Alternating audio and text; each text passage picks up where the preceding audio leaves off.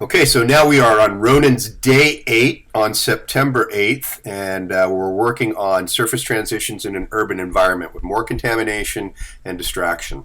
Okay, so right off the bat, I think I would have just given him a little bit more lead. I know you're close to the road, but there's not a lot going on there, and I think you had enough that you could have easily stopped him if he got too close to the road. But when you're this close, I mean, I know he's on track, he's looking really good, but when you're this close, it adds a little bit of pressure to the beginning of the track, and he can actually make a mistake and go in the wrong direction. It didn't happen here, but where it's possible is if you get into a condition where the track is not quite as good as it was. So he's out of odor here, or he got into some really good contamination, or it could be that you just had kind of a change in the physical environment, so it threw him for a loop just a little bit.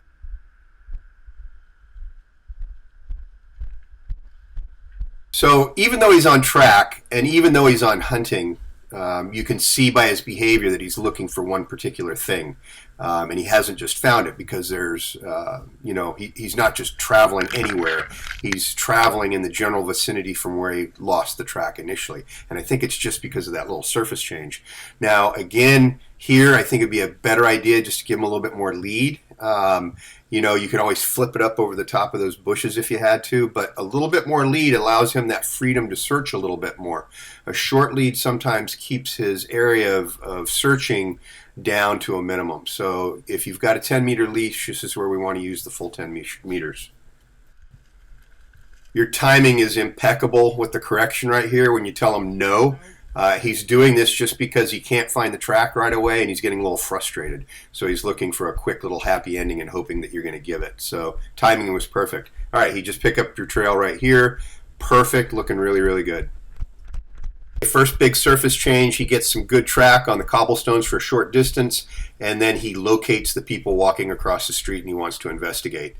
Just like any puppy, this is really, really common, but what I do like is the simple fact that he goes back to the track and doesn't insist on chasing them.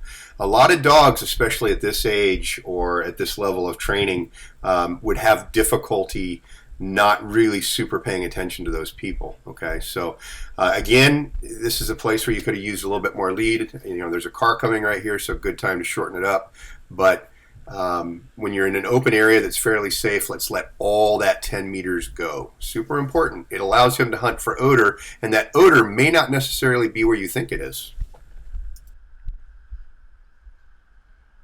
So I think he picks it up, but immediately right here he runs into a problem, and this is what we call a dog distraction. Whenever the track value is reduced because of distraction or contamination, the distraction values go up, and it's more easy for him to actually hit on those distractions.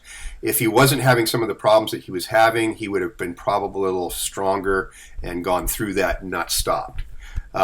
But he's back on track, looking really good. I love your trail layer's use of productive source in a very, very difficult area.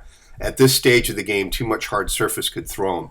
So we want to have a good combination of both. And I think right now you're doing about a 60-40 split, 60 good productive source, 40% a little bit less. And this is a good number to stick with as we're doing these island hopping and productive source exercises in the urban environment. I think 60-40 is about where he should be at. Now you notice when he gets on that green grass, everything gets a lot easier. That green grass really holds odor quite nicely, and it's a super place for the dog to pick up that track. And that's because when that green surface is crushed, it dumps a big scent picture out, far more than anything dead, such as dirt or dead leaves. Back on track, looking real good. So right out here, you're going to get a little change. I think you're getting a little air scent of your subject right there. I call that a Stevie Wonder because you get a little head wave, nose up in the air, and all of a sudden you get a big increase in speed. So we're almost halfway through the track here, and it would not be uncommon in an urban environment to get an air scent at this stage of the game. Definitely another air scent, and you can see it here. I think part of it is coming through the building structure, but when he gets deep in this depression, it goes away, and that means the air scent is over the top of his head, which also explains why you had that head throw before that was so high.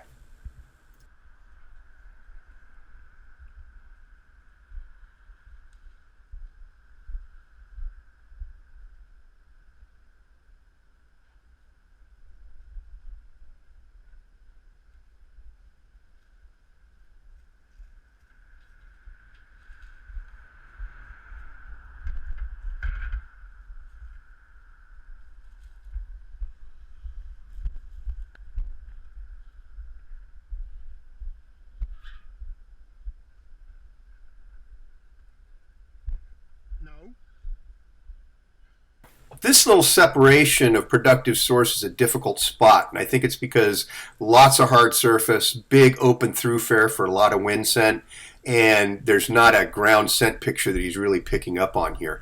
One of the things that you can do is when your trail layer goes through a big expanse like this, have them scuff their feet at certain places in the middle. That will help anchor him down to that hard surface a little bit. Ooh, you just got good odor right here. Look at that. Nice picture. I wonder if your subject touched that handle or if that's where your track started. It looked really good.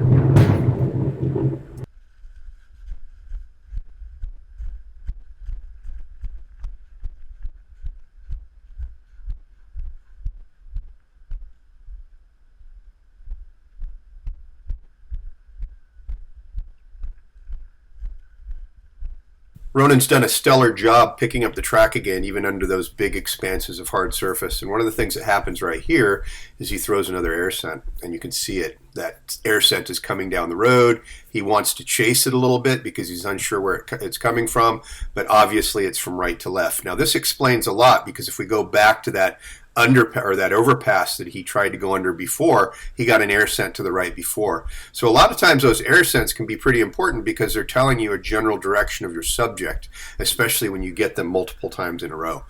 So right now, what he's primarily working, I think, is an air scent picture. You may have some ground scent on the road itself, but for the most part, I think what dragged him across the street was air scent.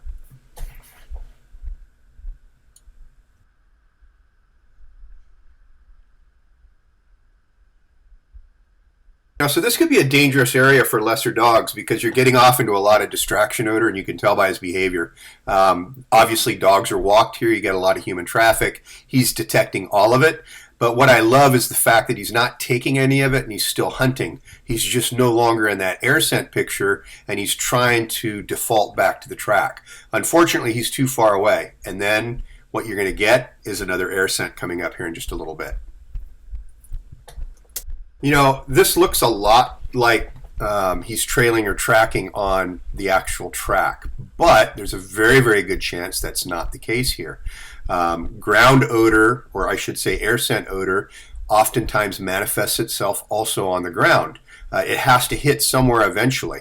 Just got another big air scent right there. Look how strong that was. Notice how he went over to the wall. So obviously the scent is hitting the wall, bouncing off of it, and he's picking it up. Now what's happening is he's trying to narrow down the scent cone. So obviously the scent cone was coming across and hitting that wall there. Really nice work. Beautiful. So let's continue this type of work. I want to do more trails of this sort.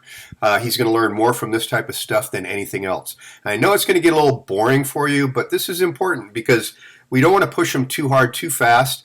And what we need to do is build his skills on those hard surfaces a little bit more.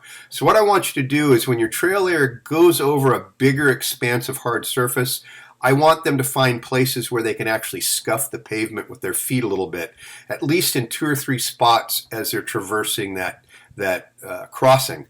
You know, when it's only narrow, about the length of a lead, it's not a big issue. But when you get 2, 3, 4, and 5 times the length of the lead, let's have them scuff a little bit in predetermined locations. You don't need to know that, but they do. Super important. The other thing that'll help lock him down is contact odor. So the trail layer can reach down and kind of touch something at nose level with their hands. That is also really good, strong anchoring odor.